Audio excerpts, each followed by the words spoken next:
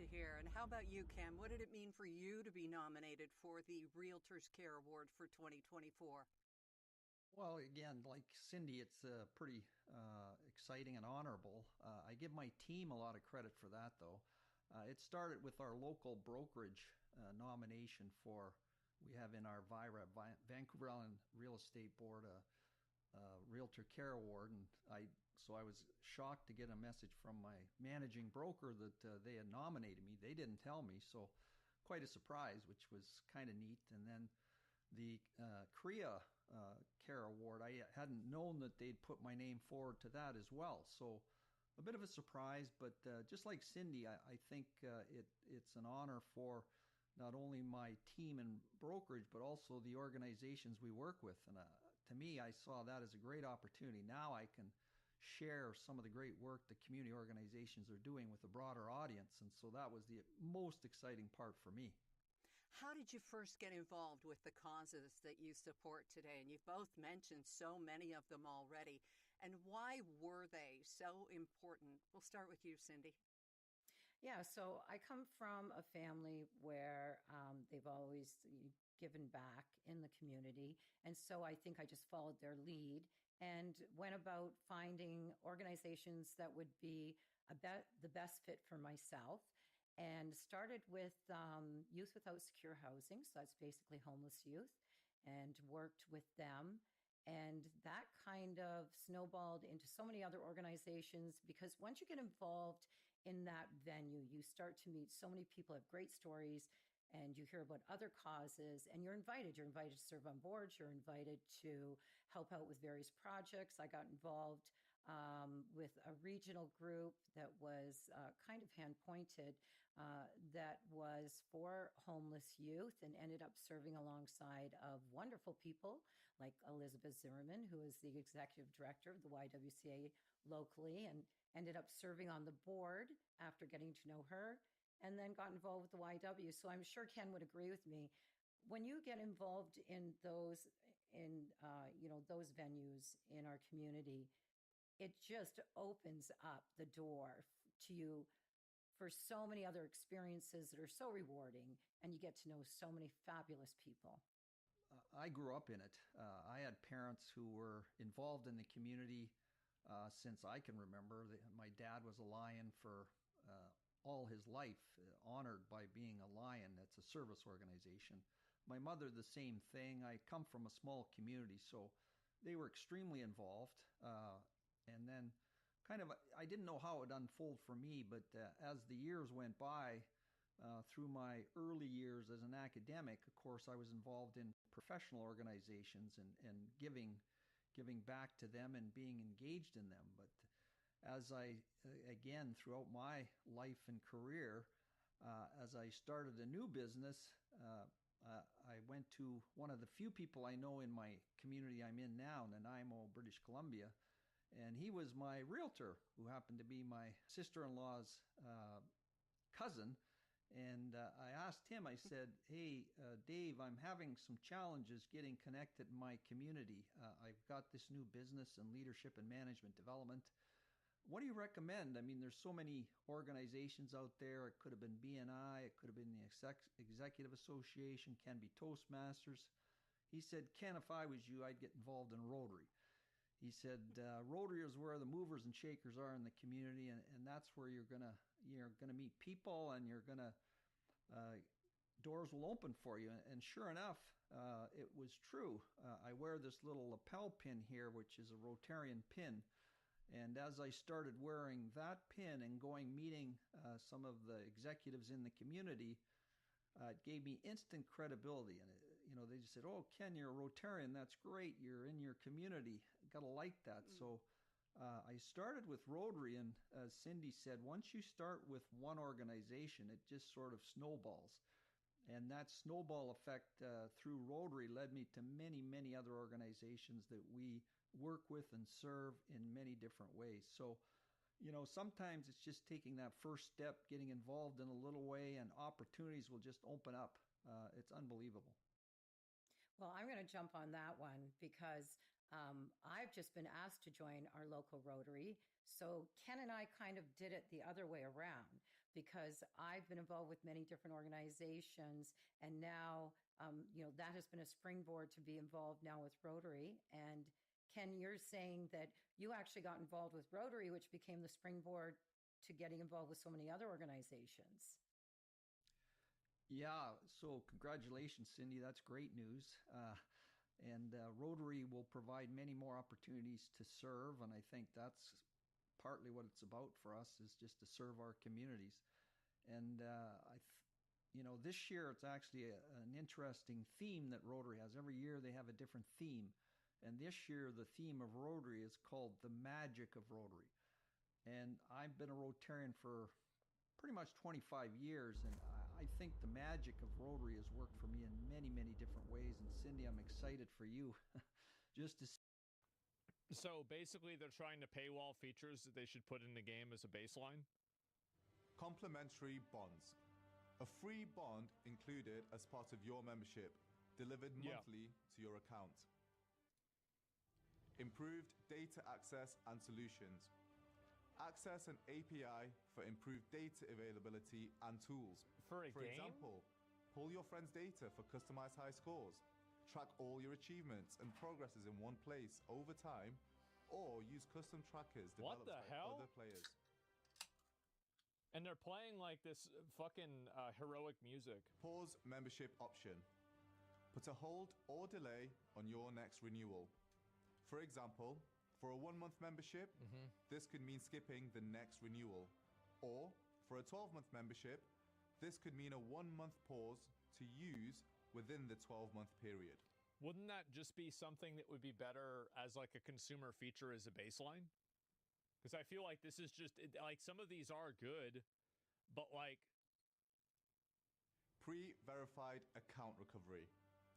Guarantee the recovery of your Jagex account if it is ever compromised. For example, this could mean a system using your real-world ID so that we can verify it as you and ensure we get the account back to the right person. that seems like a lot of work and it could be problematic. Additional account security features. So they're paywalling additional account security features? There's no way, right? Additional security Am I understanding features this the right? increase protection of your account. For example, this could include passkeys, time-based one-time passwords for when you log in, or the option for recovery via character cloning. Good night, darling. Good night.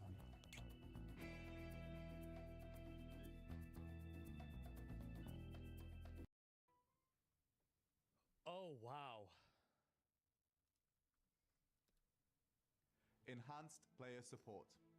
Enhanced player support would offer additional benefits. What is this like? So like, is this like a American Express like black card like type thing where like if you've got more money, they give you better service?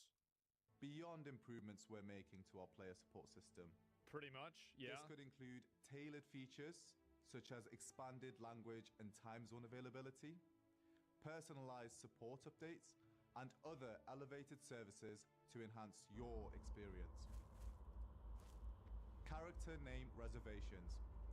Reserve a character name on your Jagex account so it can never be transferred. This is pretty outside common of in the gacha account, games.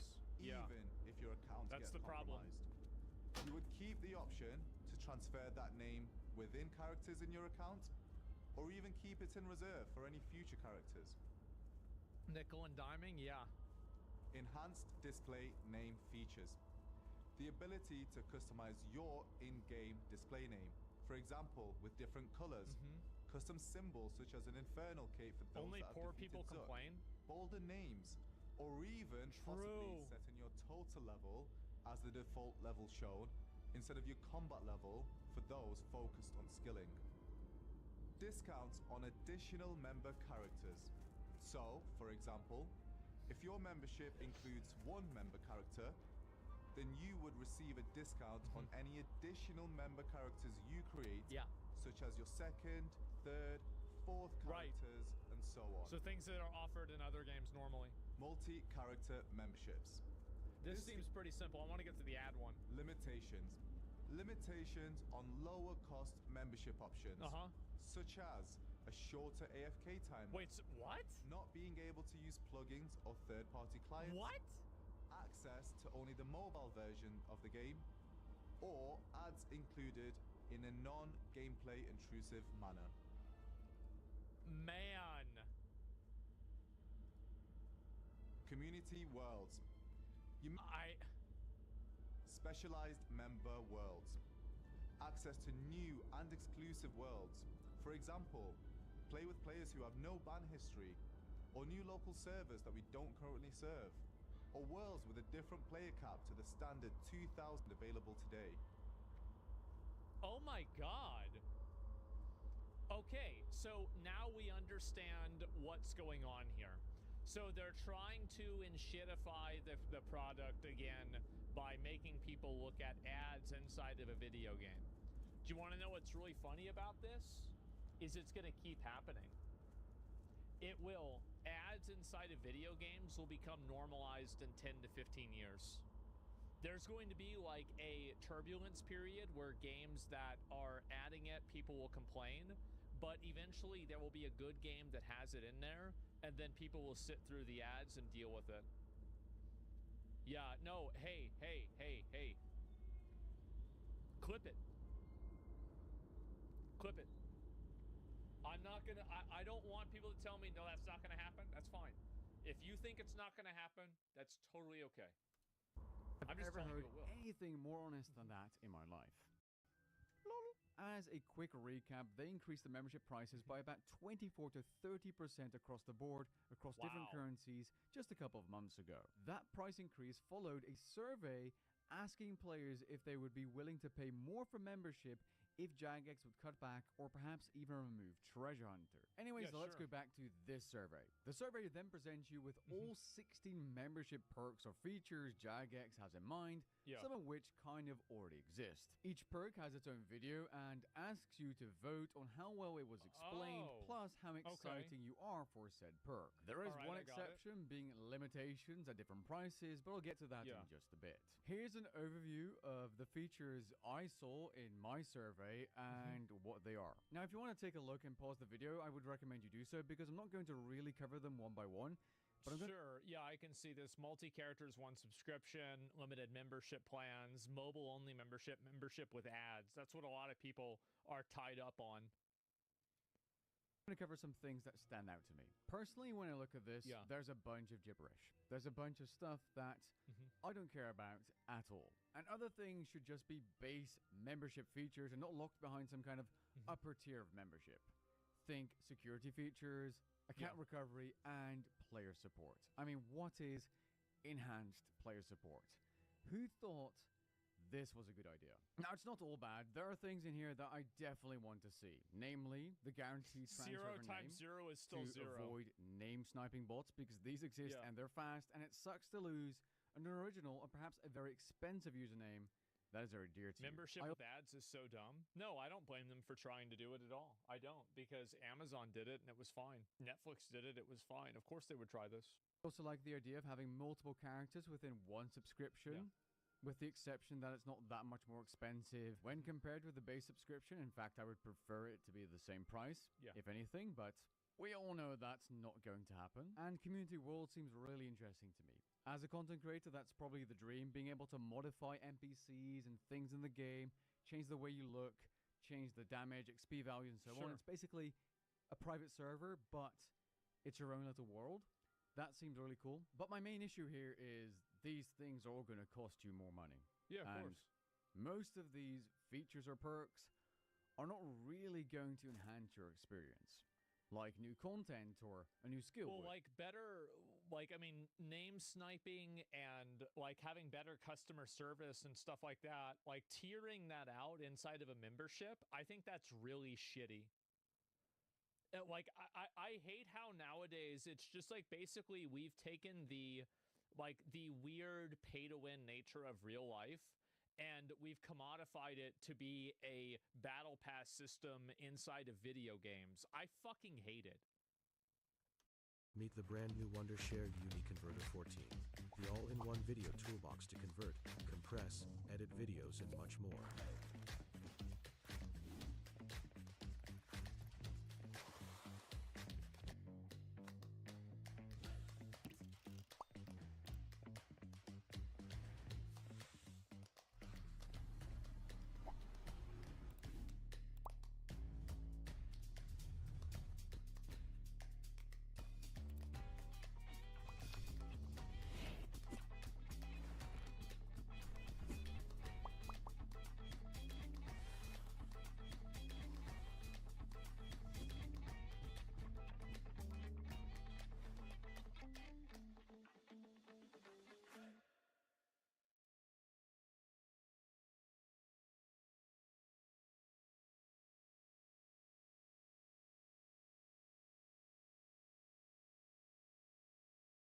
Players always find trouble in the off-season.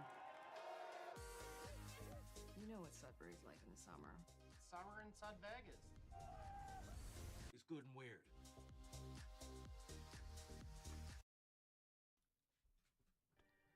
So annoying. You know, let's just go to the next section. You kind of know what they are based on what you can read here. Let's go into the different price images Jagex throws at you, where you're asked to pick something and then choose if you would renew your membership or you wouldn't, based on the options you're presented. And I believe there's like 12 combinations of 4 choices, or 8 choices, I should say. So it's we're not going to be going through all of them, but I will be showing you a couple. And for your reference, membership costs €12.50 if you're paying month by month and you're able to cancel whenever, or €7.50 if you're a Premier Club member, aka you have the 12-month package. Try to keep that in the back of your mind, okay? Okay, this first image is the only one in the entire survey, for me anyways, unless I missed one, they're so similar, where you would be paying less for a 12-month package or the 1-month package than you would be paying now. So Jagex, go ahead and slap that one in and decrease the membership prices, okay? The only caveat here, of course, being you needing to pick between Old School RuneScape or RuneScape 3. I could go into the other options, which, admittedly, if you're paying for membership on each of those accounts right now, are good value just for the membership price alone. But I don't believe a sizable portion of the player base is playing 8 accounts at once. Okay, you know what? We're just going to cut to the chase and get to the point of this video. Keep your eyes on the first box. Okay, Premier Club membership costs €7.49. This option right here, and it's just going to get worse from here. It's the ads. Is more expensive, and ads are included. This is like Netflix. No, it's not like Netflix. It's like Netflix. It's like Hulu. It's like Amazon Prime. It's like every other streaming service. Of course, RuneScape is going to try to do this because the consumer base in America has said, we're not tired of eating dicks. We still want more dicks. We're hungry. And they're like, all right, well, here's some more. It's crazy. More, and they your can't subscription stop service eating game dicks. That also has tons and tons of microtransactions has ads. These could be pop-ups. These could be banner ads. These could be unskippable videos. Would be really disgusting. They will absolutely do unskippable videos. They will 100% do that.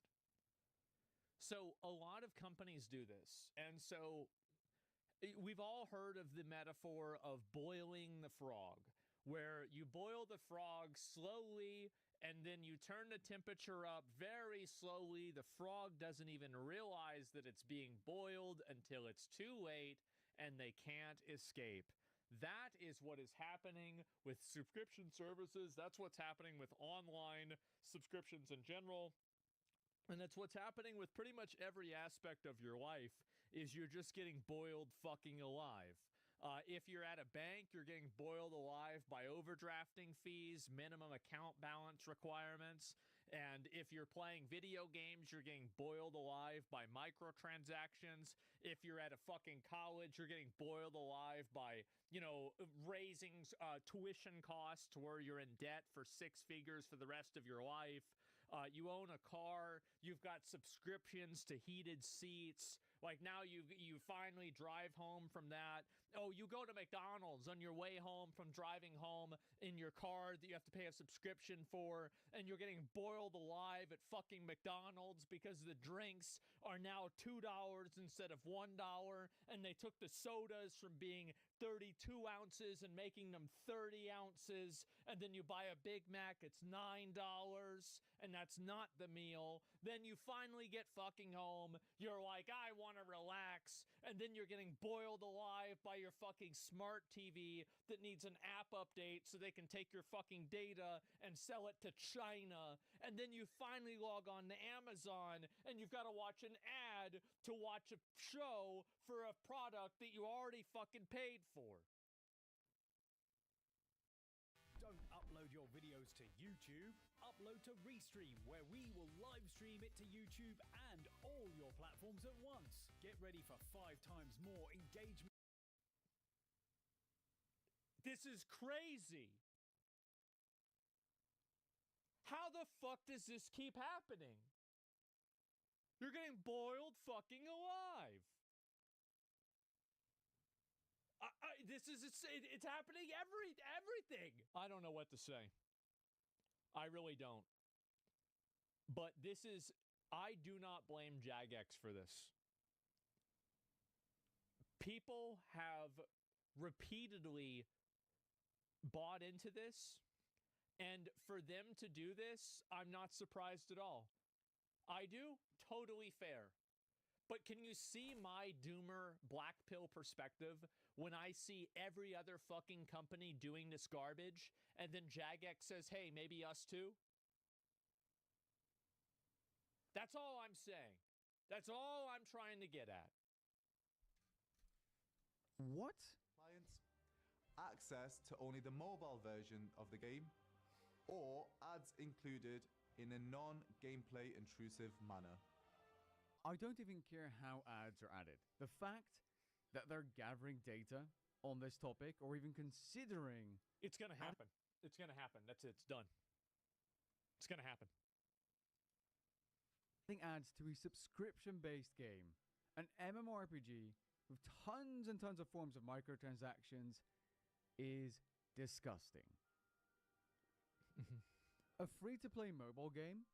Sure, pay €1 or perhaps €2 to permanently get rid of those ads on a mobile game. Yeah. I'm not against that business model. However, adding ads while increasing the membership prices again is tone deaf, utterly disgusting, and reeks of greed. This is a grotesque demonstration of prioritizing profits at the expense of the customer, you, the RuneScape player. How is it that RuneScape has something like this happen every 3 months, it seems?